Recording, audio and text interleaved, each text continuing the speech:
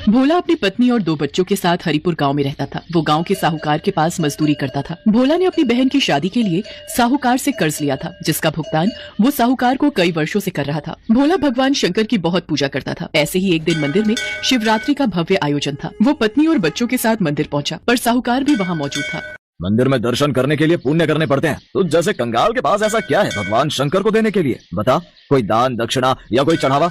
भोला उदास मन से पत्नी और बच्चों को लेकर वापस घर की ओर चल पड़ता है। तभी कुछ खाने को दे दो, बड़े जोरों की भूख लगी है। भैया, ये आटे का हलवा है, अगर ये खाओ तो। हाँ, मुझे आटे का हलवा दे दो, भूख में तो प्रसाद और भी स्वादिष्ट लगता है। क्या नाम है तुम्हारा? मेरा नाम शिवा है। मैं काम की तलाश में हूँ। क्या आप मुझे कोई काम दे सकते हो? मैं कुछ भी कर लूंगा। पर मैं तो खुद एक गरीब मजदूर हूँ, गांव के साहूकार के पास मजदूरी करता हूँ। मैं तुम्हें भला क्या काम दूंगा?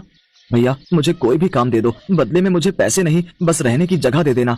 भोला शिवा की मजबूरी देख हाँ कह देता है। अगले दिन से शिवा वहीं रहने लगता है और घर के काम में मदद करता था। एक दिन भोला अपनी पत्नी माला से बोला, माला, शिवा हमारे लिए इतना सब कुछ क्यों कर रहा है? बच्चों के लिए भी ये इतना दूध, फल, सब्जी सब ले आता है, पर कब तक हम इससे बिना पैसे दिए काम करवाते रहेंगे? तुम एक काम क्यों नहीं करते? साहूकार से कहकर इसे भी अपने साथ काम पर लगवा लो, वहाँ तो इसे काम के बदले पगार मिल जाएगी।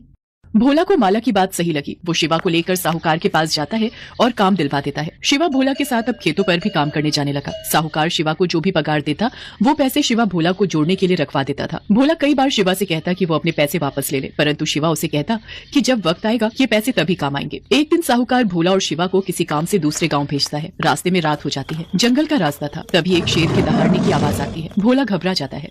भोला भैया, आप तो भगवान शंकर के परम भक्त हो, तो डर कैसा? और जब भक्त मुसीबत में हो तो भगवान को भी सहायता के लिए आना ही पड़ता है। आप उस पेड़ के ऊपर चढ़कर बैठ जाओ, बाकी सब मैं देख लूंगा। शिवा, मैं तुम्हें अकेला छोड़कर कैसे पेड़ पर चढ़कर बैठ जाऊं? ये भी तो सही बात नहीं है। भोला भैया, आप निश्चिंत रहो, मुझे कुछ नहीं होगा।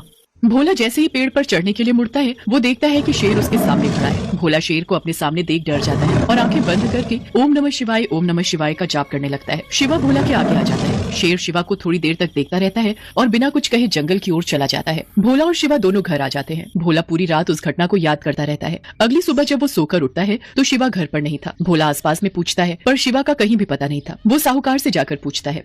वो तो सुबह ही मेरे पास आया और मेरे से बोला कि अमरनाथ यात्रा पर निकलना है, इसलिए वो अपना हिसाब कर गया।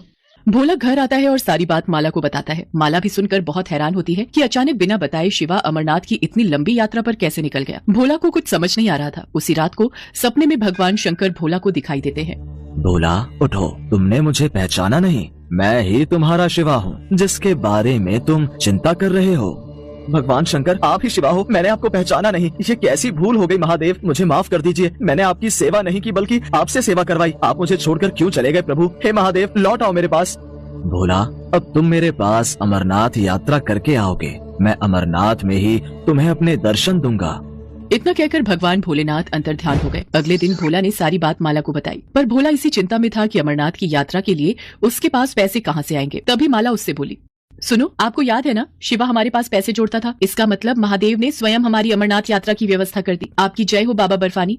जय भोला भंडारी, आपकी जय हो। माला, हमारे शिव शंकर ने हमें अपने धाम बुलाया है, अमरनाथ बुलाया है।